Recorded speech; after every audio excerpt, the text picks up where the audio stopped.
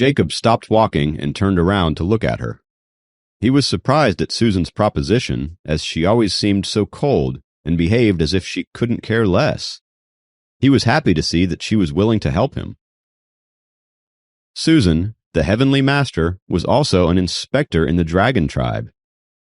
She should have a decent number of cultivation techniques up her sleeve to teach him, and Jacob needed to maintain a good relationship with Susan for the sake of the dragon clan, and this seemed to be the perfect opportunity.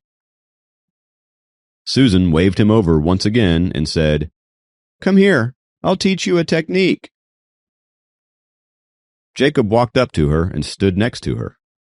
Susan pointed at his forehead with her forefinger and transferred her thoughts into his head. Jacob memorized the simple spell that only had 3 sentences. "How can I use it?" Jacob asked. "It must be used with an object, and here it is," she said, as 2 silver bracelets magically appeared in her palm. She lightly smiled at Jacob and said, "Put it on." He warily stared at the bracelets in her palm and didn't reach for them hastily. The necklace Susan gave him last time was still stuck on his neck. If she were to put 2 anklets on him the next time, then the 5 accessories could easily restrain him. All Susan needed to do was control him with her thoughts if that happened. Susan knew what was worrying Jacob, so she smiled again and said, "Don't worry, you will be able to take these off." Her gentle smile was charming, but it only added to Jacob's worries, as she never smiled at him like that. "What is she up to?" he thought to himself. "Hurry up!" The smile on Susan's face faded as she flipped the silver bracelets onto Jacob's wrists.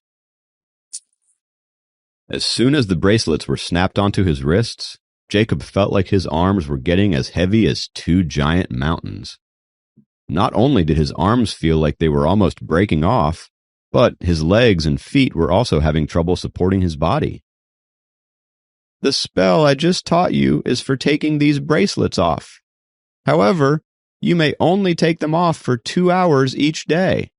Otherwise, the necklace you're wearing will strangle your neck and make you wish you were dead," Susan said calmly, with her arms folded in front of her. She smiled at him again for effect. Jacob was in severe pain, as well as seriously regretted that he had walked into her trap again. "She is such a schemer. She scammed me again." Jacob cursed her more than 100 times in his mind. He blamed himself for being greedy and not leaving when he could. He had thought that she was about to teach him some amazing cultivation techniques. "I heard about the fight. These bracelets can contain your physical force and stop you from hurting people by accident in the future. And they can also help you cultivate and allow you to control your body more precisely," Susan continued. "Thank you, Susan." Jacob gritted his teeth, trying not to show his rage to her. The heavy bracelets made it difficult for him to lift his hands up, let alone talk. "On top of that, the bracelets can sense your emotional state and will get heavier when you are in a bad mood. But if you are in a cheerful frame of mind, they would weigh nearly nothing," Susan said, as gently as ever as she stood beside him. "Nearly nothing? How heavy is that?" Jacob asked with suspicion. "They would probably be around 55 pounds each, given that you are in a good mood," Susan mentioned lightly. 55 pounds? Jacob almost collapsed. Jacob persuaded himself to believe in Susan's good intentions as he walked out of her office with difficulty. Each step was a huge task for him. Maybe it was due to the self-comfort, but the bracelets on his wrists became lighter and lighter as he climbed down the stairs. Before long, it wasn't that painful for him to wear them. However, his arms were still heavy, as if they were carrying 2 bags of rice. Fortunately, he was already on the 2nd level of the Spirit Concentration Scroll, which enhanced his physical strength to a large degree. It helped him resist being dragged down to the ground. Susan was trying to be nice to me. She is being considerate. Jacob tried his best to keep up a good mood by lying to himself. He walked to the school gate to take the bus to Sophie's house. He arrived there on time, as usual, and Helen was making dinner when he stepped inside and made himself comfortable. However, it wasn't only her who was cooking in the kitchen. His grandma was helping out as well this time. They were chatting while they cooked the dishes, and it seemed as if they had been close friends for years. Jacob was glad to see his grandma and Helen getting along so well. His parents were always busy with work, and they were always traveling for business. He himself could only visit Grandma on weekends due to his college, and Uncle James, her caretaker, wasn't very good at his job. He wasn't very talkative and spent lots of time with the plants or cooking meals for both of them in the kitchen. Therefore, Grandma was technically living alone. It was a good thing for Grandma to become good friends with Helen at her age. They could chat and cook together while she was living here, and they could call each other from time to time once she moved out. The two of them looked happy in each other's company. After seeing how well they got along, Jacob was content, and the bracelets on his wrist became even lighter. He entered the kitchen and announced, "I'm back, Helen, Grandma." "You are back. We left the door open knowing it was about time." Helen laughed softly. She then noticed the silver bracelets on his wrists and asked, "Are those little trinkets from Susan again?" "Little trinkets? There is nothing little about them." Jacob found them annoying. The bracelets got a lot heavier instantly as he complained, and Jacob almost fell over. He immediately started to recite the phrase, "Susan is a good person. She's only trying to help me." "Who is this Susan?" Grandma asked out of curiosity when she heard a girl's name. "Oh, she is a friend of mine, and she teaches at the university. She has been taking care of Jacob at school," Helen explained to Grandma. "Jacob is destined to receive help from good people." Grandma chuckled as she looked at her grandson.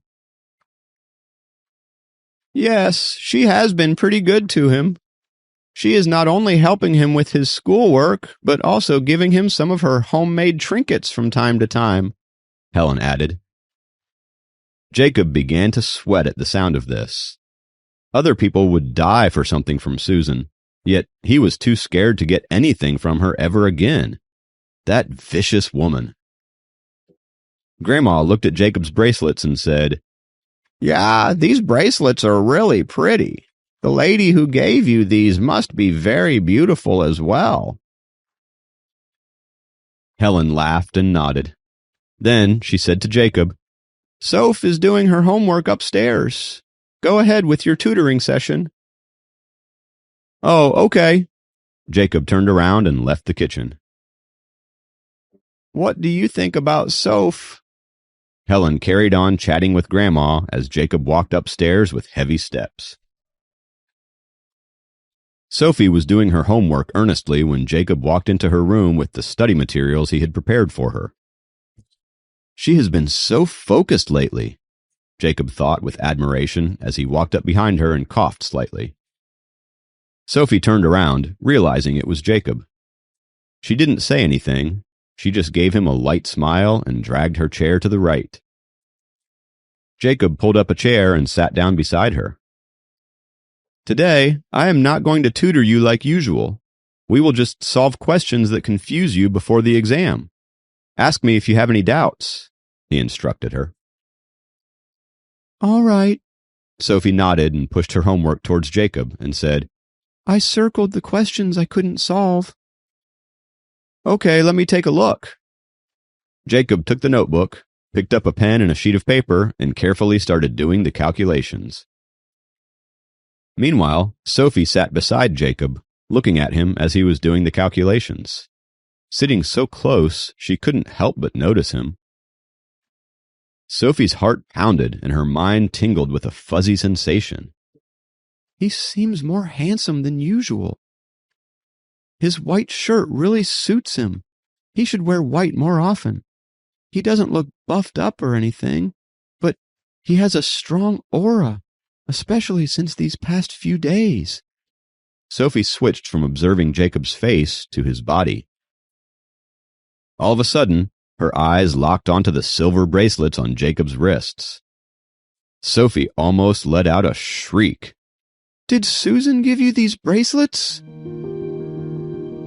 Please subscribe to the Pocket FM YouTube channel and press the bell icon for instant notification. Check out our channel for more such exciting shows.